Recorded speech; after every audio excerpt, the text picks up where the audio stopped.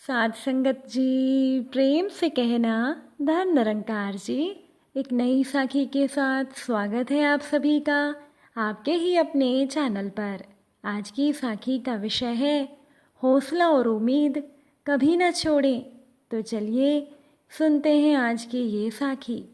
साध संगत जी, एक घर में 5 दिए जल रहे थे। पहला दिया बोला, इतना जलकर भी मेरी रोशनी की लोगों को कोई कदर नहीं है, तो इससे बेहतर यही होगा कि मैं बुझ जाऊं। वो दिया खुद को व्यर्थ समझकर बुझ गया। जानते हैं कि वो दिया कौन था? वो दिया था उत्साह का प्रतीक। अब ये देखकर दूसरा दिया, जो कि शांति का प्रतीक था, वो कहने लगा, मुझे भी बुझ जाना चाहिए। निरंतर शांति की रोशनी देने के बावजूद भी लोग हिंसा कर रहे हैं। और ये कहकर शांति का दिया भी बुझ गया।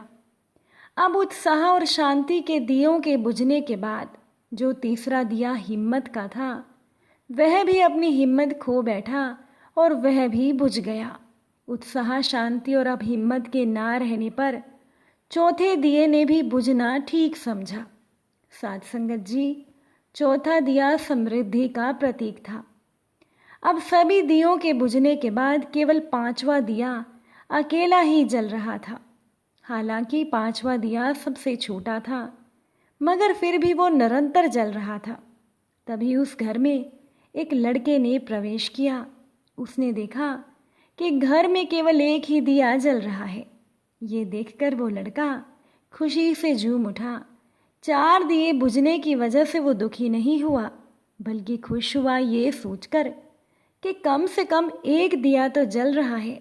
उसने तुरंत ही 5वां दिया उठाया और बाकी के 4 दिए फिर से जला दिए।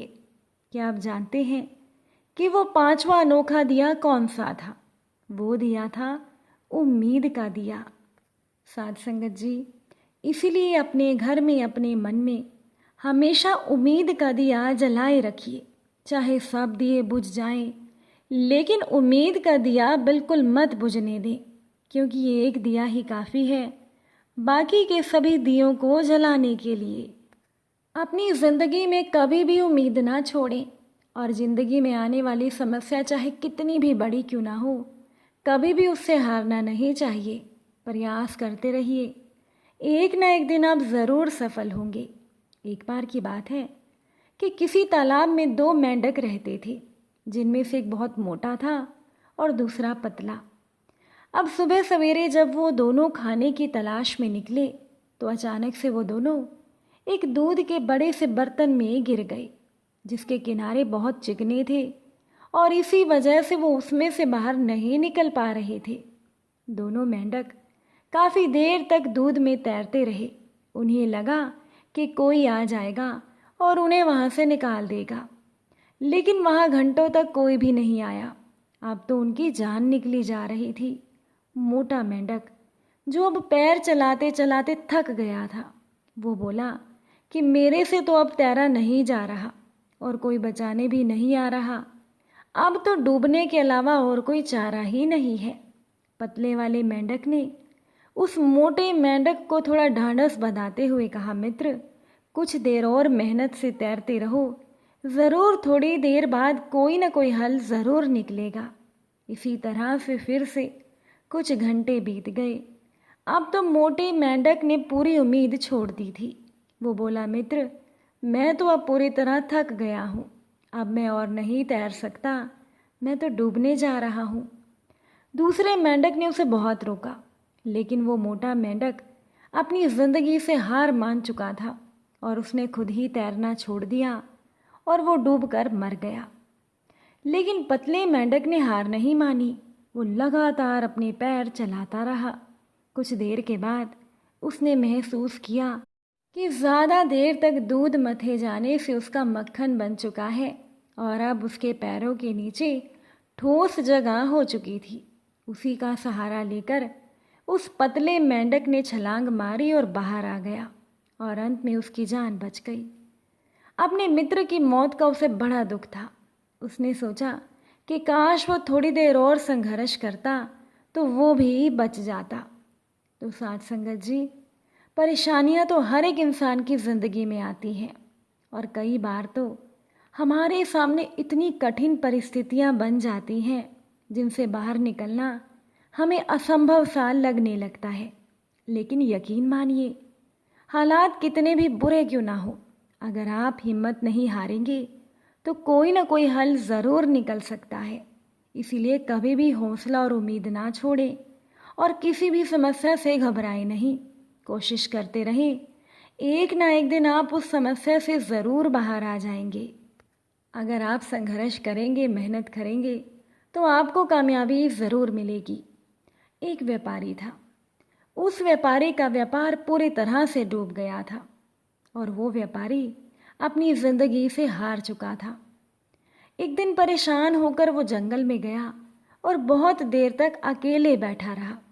कुछ सोचकर वो भगवान को संबोधित करते हुए बोला, भगवान, मैं हार चुका हूँ, मुझे कोई एक वजह बताइए कि मैं जीवित रहूं। मेरा तो सब खत्म हो गया, मेरी मदद करें। भगवान ने जवाब दिया कि तुम इस जंगल में इस घास और बांस के पेड़ को देखो।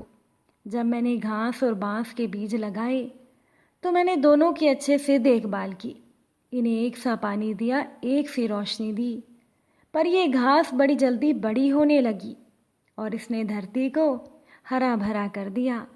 लेकिन बांस का बीज बड़ा नहीं हुआ, पर फिर भी मैंने बांस के लिए हिम्मत नहीं हारी।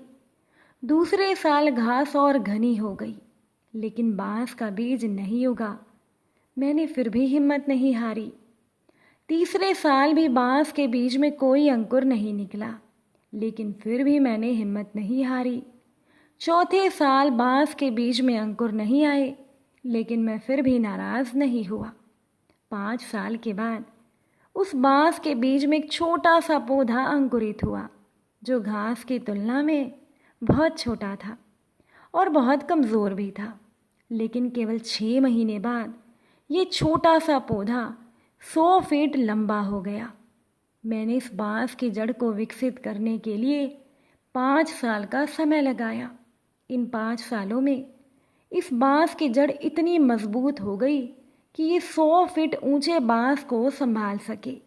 भगवान ने उस व्यापारी को समझाया कि जब भी आपको अपने जीवन में संघर्ष करना पड़े तो ये समझिए कि आपकी जड़ मजबूत हो रही है।